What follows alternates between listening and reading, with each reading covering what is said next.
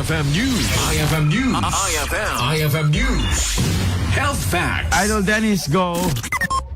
Malarma ti lawag City Health Office gapo iti panaglato iti bilang ti kaso dengue iti dito yung ngatawen iti datos ti City Health Office umaburon ti dokulo inen siwat pa bulan ti Enero akupan kadagito agundaway unan Dr.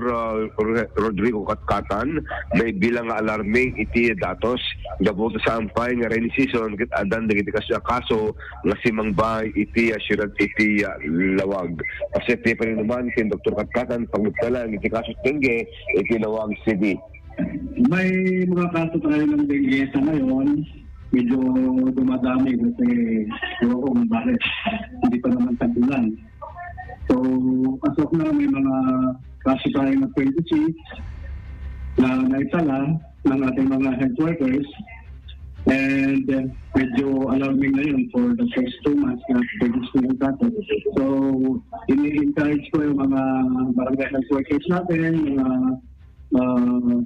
mga RHOs, na tingnan natin yung kalinisan ng ating kapaligiran. So, ang ginagawa natin preventive measures, Dr. Para Yung parang dati na barangay strategy na 5S, dati 4S yun, pero naging 5S na.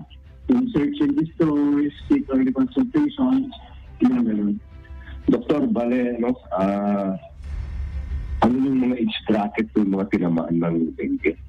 Ay, usually mga kabataan, mga nasa school, mga nasa daycare, kasi sila yung mga prone sa mga insect bite. Kaya dapat alagaan din natin yung ating mga kabataan kung pupunta ng school, bigyan natin sila ng mga protection para sa mosquito bites like mga lotion para maiwasan yung pagkagat ng lamok. Agdama, Idol Bernard, adama ito yung schedule kada itay fumigation, kada itay front iti dengue, nga mandarimon tatanga, mabantayan iti lawag City Health Office. I-encourage ta na iti bumarangay, nga tumulong dang agdulos kada itay masakpan na lugar, nabigas na kita mabugyaw, da iti pagumukan iti lamok. Umuna, iti pinakadulos da iti stagnant water sa kang kanal, panaki dolin, da iti basbasura, panakaikat, da iti nakatiwangwang, nga pagumukan iti dunum, nga pagditlogan iti lamok, nga daan iti dengue, Idol Bernard. Pasyente City Health Office, ababaen iti basic nga pagdalos ng aramidin iti kada barangay, ipurok habit, kit maligpilikan, iti panagwar sa sakit a dengue ng runa, iti other areas iti Luzon, kit laktakal iti kaso dengue, agraman, iti bukod tay nga lugar. Idol Dennis Gabriel Alipio. Idol Dennis, yes, Idol Bernard. apoy manoti 26 ana nga barangay digitoy kanon digitoy chat kanya tayo. Ana nga barangay data involved ditoy lawag tapno amo Mr. Bernard. Pakita sa lusod kin Idol Dennis. Ano na dakamatin ni Dr. Katkatan, Idol Bernard. Apay nga ta. Dati kaya tistel to biskit sapasap iti panagdaldalos. Mga lang tati amutin adung ni dito open canals pa iti lawaga sitting ongoing iti rehabilitation na so ragapo ng kitain na rin bag oray awang kanalo adung iti nakimbak ka basbasore iti likod iti pagtengan basta po nga dalosan amin dagiti Idol Bernard dagiti sa kita maliklikan iti panagadot lamok bang carrier iti dengue.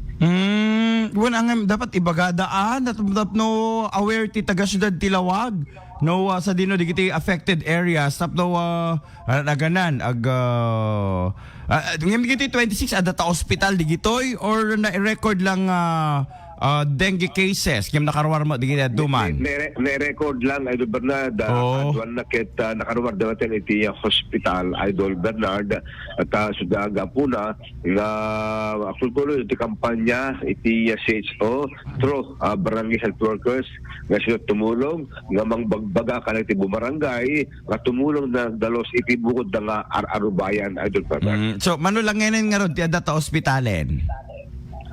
Nakamaten iti CHO no mano pa kinabatbati dito kita recorded na nagka-dengue since January up to this date Idol Bernard.